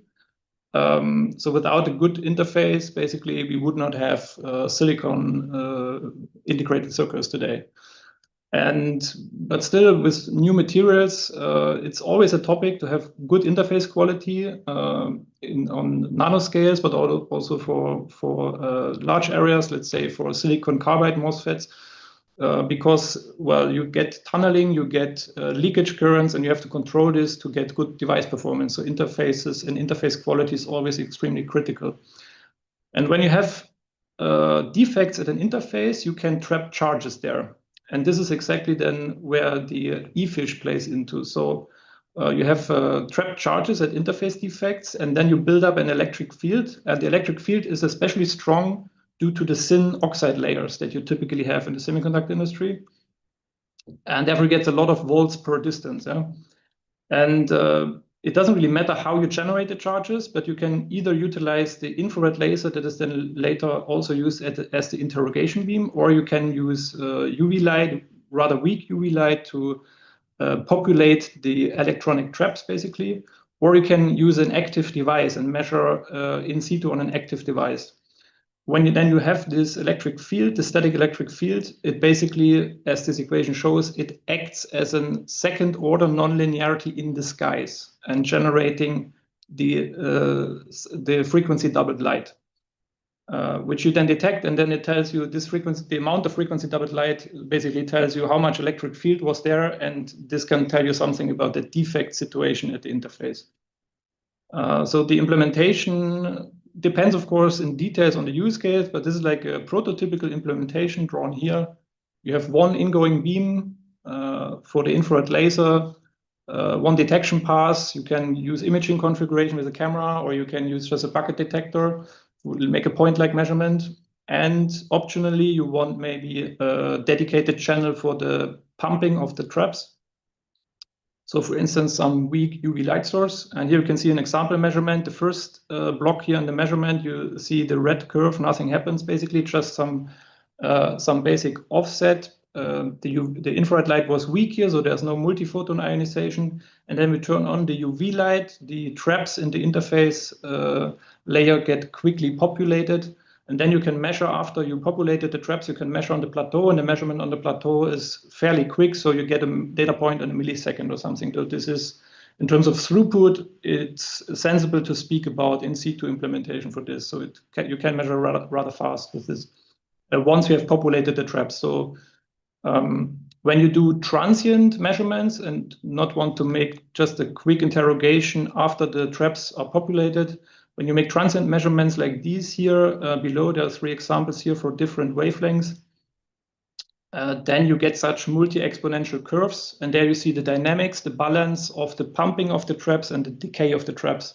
And this is very similar in terms of interpretation to what is known as deep-level transient spectroscopy, or the slow version, which is called Laplace deep-level transient spectroscopy, where you look at these multi-exponential decays or rises.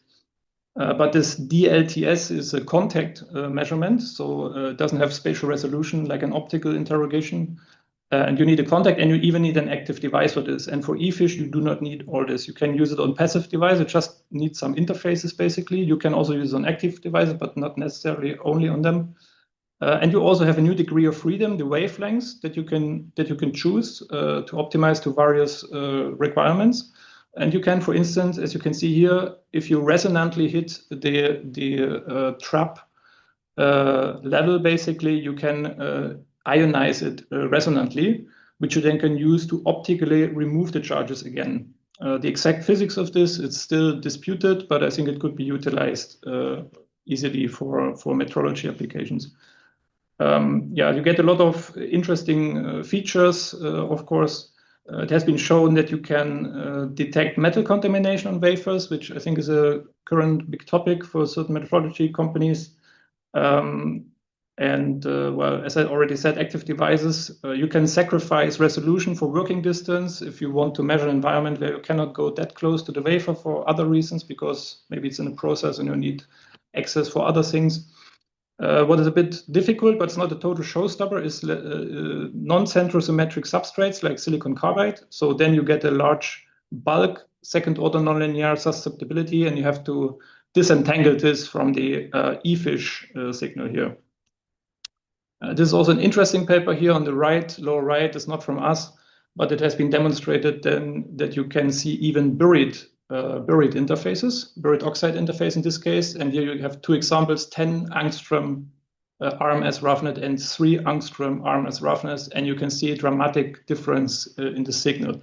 Of course, this atomic scale roughness is related to defects, and this is in the end what you sense with this.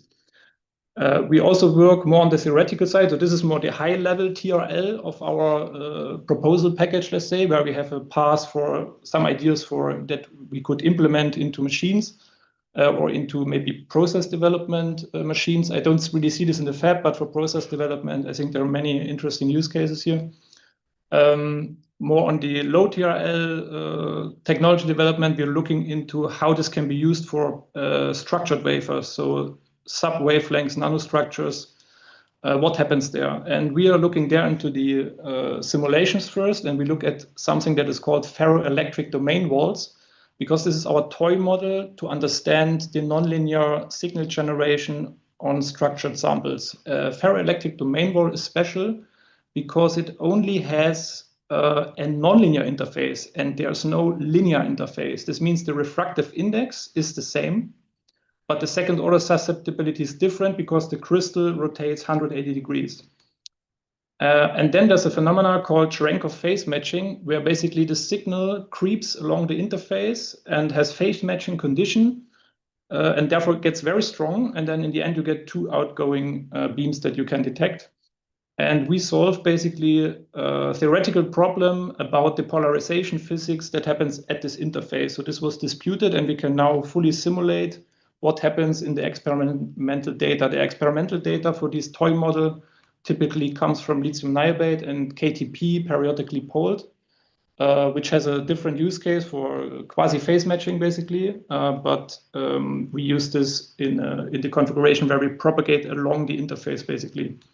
So we learned a lot of things from these toy models and set up our basically numerical simulation code base, and then want to transfer this to real-world samples away from the toy model. This Cherenkov phase matching that I explained here can also directly be used if you want to image ferroelectric domain walls. So this has been demonstrated, but this is also not by us. In this very interesting paper here, where you can see 3D images of these domains, basically. In any case, what we then want to do is to apply the so-called Cherenkov phase matching condition to basically eFish. So let's say you have a structured wafer, and then you have like side walls here. And on these side walls, it's also very critical to understand defects or the interface quality there. So when you have a space charge region due to trapping of charges at the side wall, we want to find the right polarization, wavelengths, and wave vector configuration to basically enable the same mechanism that happens at these ferroelectric domain walls, and therefore we hope to be eventually able to make a phase matching along the side walls and therefore generate very strong second harmonic signals depending on the defect situation and the local charges at the side walls to then be able to, well, defect them at such complex nanostructures. So there could be a lot of applications in terms of when you think about FinFETs or nanosheet FETs, so basically on a transistor level. Yeah, and I think this is already it. So if you find any of this interesting, either the integration or towards this, I call it nonlinear scatterometry, maybe. If you find any of this interesting, then please get in touch to discuss about various funding things that we want to start soon. Thanks a lot. Thank you very much, Christoph. And thank you also for sharing your idea of going into these projects. So anybody interested, they can reach Christoph or us to put you in contact with them. So we have time for one question, perhaps. I have one question regarding the last structure that you show in the effects. That looks very interesting for companies developing integrator circuits components. And you mentioned in the previous slide the difficulty with the silicon carbide. How do you see indium phosphide, for example, as a potential material? Because now there is this fight between the silicon guys and indium phosphide. Which platform is going to be more adequate for different applications? Do you see application also in indium phosphide? Yeah, I see. Actually, I'm not sure how well it works. So we tested different kind of substrates for this. Aluminum nitride also comes to mind. Yeah. But indium phosphide we didn't test. We tested a bunch, but indium phosphide we didn't. So I cannot really tell you if it works or not. But with all bulk Ki2, you have to be careful that you find a way to disentangle the bipolarization scanning, for instance, from the surface terms. So it's most easy if you have something that is centrosymmetrical. Yeah. We have another question, Sebastian, in optics. Yes, hello, Christoph. Thank you for your talk. I had a question regarding the laser that you're using. Are you using any polarized light as being incident? Yeah, so that would be typically the case, that it's polarized, and then you can also utilize on the polarization dependency depending on the structure and use case that you have for the data evaluation. Yeah, that's definitely a quantity that you want to know and you also want to evaluate. So both ingoing and outgoing, especially for the structured sample, it will be rather complex in terms of outgoing polarization. Okay, and this is not incident probing, or is it? I didn't get it, sorry. Could you repeat? Is it incident probing, or are you using a specific angle to hit the surface? It is, well, mostly we did actually normal incidence. I think for the structured sample, we are having to change this to the sample to force Cherenkov phase matching if it's possible, so that then the angle is more fixed. But otherwise, it doesn't matter a lot, and usually normal or 45-degree incidence. Okay, good. Thank you very much. Good. So thank you again, Christoph, for the presentation, and we will be in touch regarding potential interested companies also for this project. And we can move now to our last speaker. So it's a pleasure to finish with Taras Lisowski, a business development at the company SN Optics. And it's good to finish also with the spectral measurements. So he's going to present the solutions based on spectrophotometers for optical coatings. So Taras, the floor is yours. Thank you very much, Antonio. It's really a pleasure to be here and a privilege.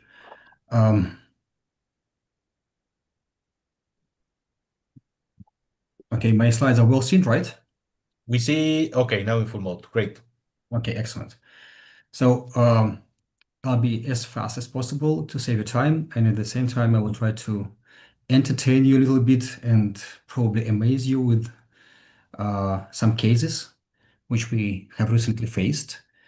A few words about our company. We are 16 years on the market. We have just one mission. We design and produce spectral photometers for characterization of optical coatings, mainly spectral characterization.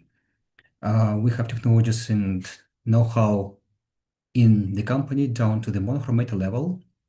This means that we design hardware, software, firmware ourselves. We run mechanical design, PCB design, and optical design. These are core. This is core data which we keep in-house, and we build instruments which our customers use every day and cannot imagine working without them. Basically, most of our customers are not really customers, they are fans of our technologies. This is a line of our systems. First of all, we measure flat optics, and we go from UV to long wave infrared with different systems. All of them are fully automatic. In many cases, you don't need to use any hands to measure transmission or reflection at different angles or polarizations, and all the values are absolute. We don't use any reference samples. And we are also very much active and famous in measuring of lenses as well for transmission or reflection. So basically, this is the lineup of our products and very easy to make selection. Now I will go to real cases and I will explain you the challenges and the benefits.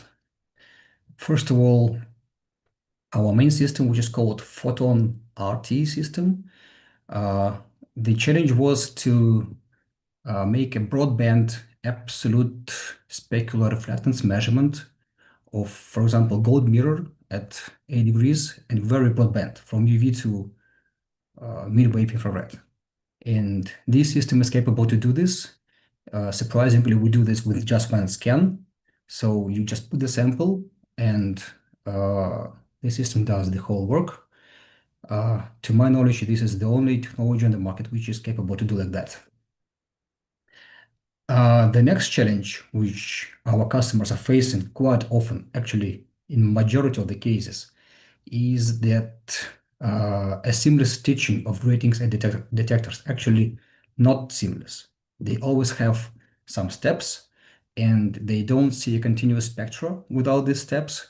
I think many of you have seen images like this, and these steps are quite annoying and you don't really know which part of the spectrum to believe. With our technologies, we pay really big attention to this. This is the example of the really measured absolute specular reflection of the laser mirror at 45 degrees angle of incidence, SP and average polarization. And the area highlighted in yellow, this is like this. So we don't really have that steps or artifacts which are spoiling the whole picture of the measurement. This case is quite unique and it's really outstanding. Unlike measuring optics, we had a customer which approached us to saying that they are designing mid-wave infrared optical systems and they want to select the supplier of the black coating, which they use on the inner part of their optical systems. And the challenge was to select the supplier who has the lowest possible reflection. We have been testing our technology on this, and you can see this. This is an image of reflection from 8 degrees to 75 degrees from the metal part.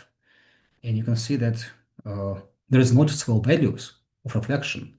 So our customer was testing different samples and they were making a decision of which partner to select for their technology.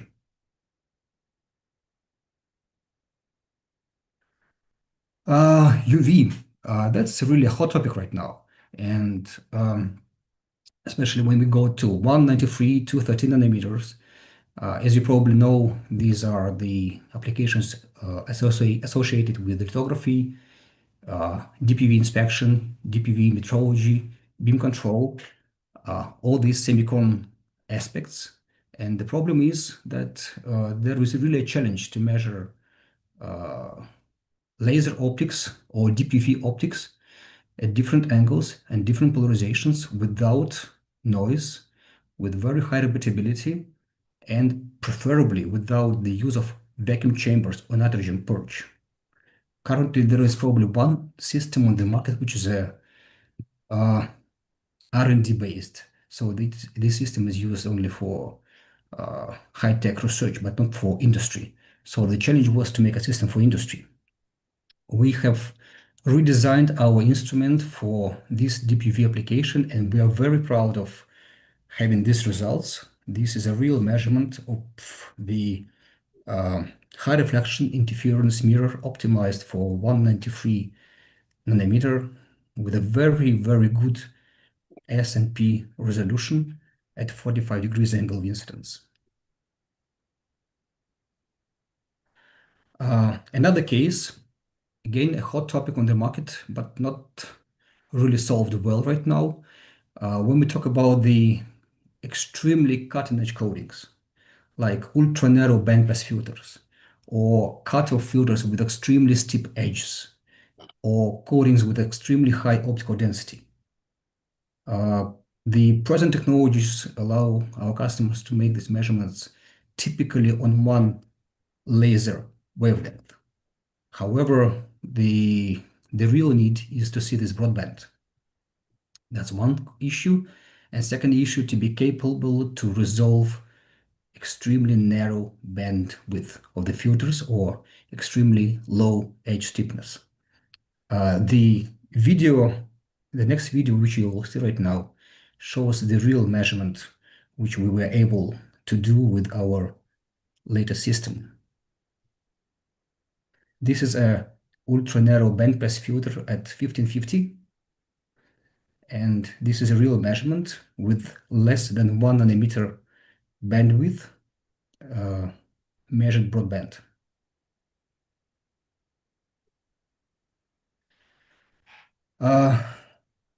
If we switch from flats to lenses, this is another challenge. As you probably know,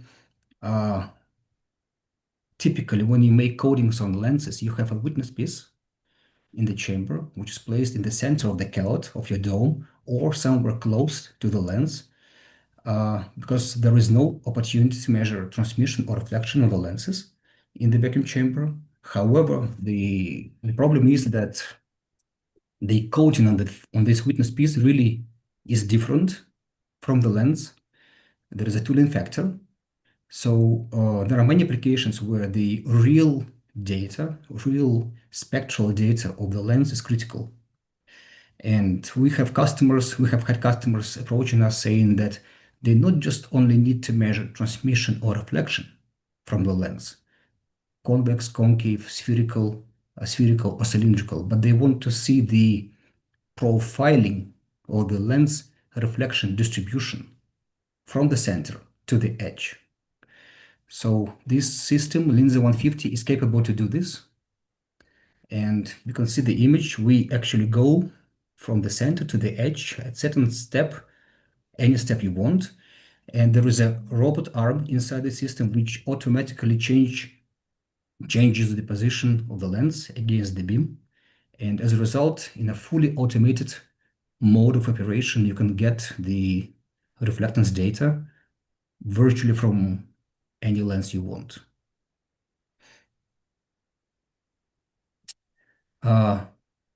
My final slide is about long wave infrared measurements. That's another challenge. It's a hot topic, obviously, because of the current changes in the overall political environment. The more and more defense applications are emerging, so the more and more needs for high quality optics optimized for mid-wave and long-wave infrared is required. So the challenge was that the customer wanted to measure transmission and reflection of flat samples they might be quite thick. And if you take, for example, germanium, so when you are measuring transmission of such sample at high angle, you always have a beam displacement, which can be quite impressive. And what's more important, typically FTIR systems are used for this. They are very well designed for wavelength position accuracy. However, quite often they demonstrate confusing results for transmission measurement accuracy. So the challenge was to design a system for this application to take into account the dynamic background radiation, which is normally present while measuring in long wave infrared. And we were focused on designing the dispersive type system, not FTIR. So this system is already running on the market, and the customer is very happy. And we are able to measure on a very high level coatings which are optimized for long wave infrared. This is example of the polarizer at 10.6 micron, 45 degrees, or for example, AR coating, again optimized at 10.6, measured with our system for transmission and for reflection. And we believe these results are very, very superior. That's all from me for now. Thank you very much for your time. We are your reliable partner for thin film optical metrology and hope we share the same passion for optics with you. Thank you. Thank you very much, Taras. Do we have any question in the room? We can perhaps finish, Taras, with the epic question. You know very well. Yes, two questions actually. But we see what can you do for everybody with your solutions. What can the others do for you? Well, there are some challenges which we have. We are looking for high power infrared sources which can be used for these systems to generate a better signal in long wave infrared. The same comes to the UV range, especially when we go to the area about 340 nanometers, 370 nanometers. This is a gap where we have a declining efficiency of deuterium lamp and very low efficiency of the halogen lamp. So these are the areas which we are now focusing at. As always, we're looking for the best possible detectors. What we see is that our specifications are much tougher than those technologies which are available on the market. So we do buy in batches, and we actually select only 50 to 70% of that batches to our systems. The rest are rejected. Yeah. These are the challenges. Yeah, very good. Good. And nowadays, the optical components that you measure, do you face single coatings in several of the requests of the customers, or most of them are multi-layers? They are all multi-layers, and all of them are multi-layers, right? They are so sophisticated. Quite often, you can see coatings which are being produced during the whole day. You have hundreds of layers. They are knowledge intensive. They're unique, and it's amazing how well the deposition technology is moving forward. What we do see is that there is a very, very well-known phrase: you cannot produce any better than you measure. So what we see is that the deposition technology is well suited to produce fine coatings. The problem is that these companies are not able to qualify these coatings. So it means that they cannot prove the quality of their coatings to their customers. Yeah. That's our role. That's our role, to give a very perfect metrology tool to these companies. Yeah, that's a very interesting task. I don't know if there is any final question for Taras. Well, if not, thank you again for sharing all this information with us. Thank you for being here this afternoon. And you see now in your screen the poll for today's meeting. So we appreciate you can answer the few questions over there. And I would like to thank again all the speakers that we had today in this very interesting meeting. So thank you, Taras, Christoph, Rafael, Yves, David, and Alberto. Thank you for sharing all the details, the challenges as well, ideas for the future. So I hope all of you enjoyed the discussion. And again, thank you for being here. Any question that may arise in the next hours, please feel free to reach me or reach directly the speaker to discuss more in detail. And if you reach me, I will introduce you to them also by email so you can continue the discussion. And yeah, I hope to see you in our one of our next meetings. And I wish you a good afternoon, a good rest of the week. Thank you. Thank you, Joel. Bye. Thank you, everybody. Bye-bye. Thank you. Bye. Thank you all. Bye.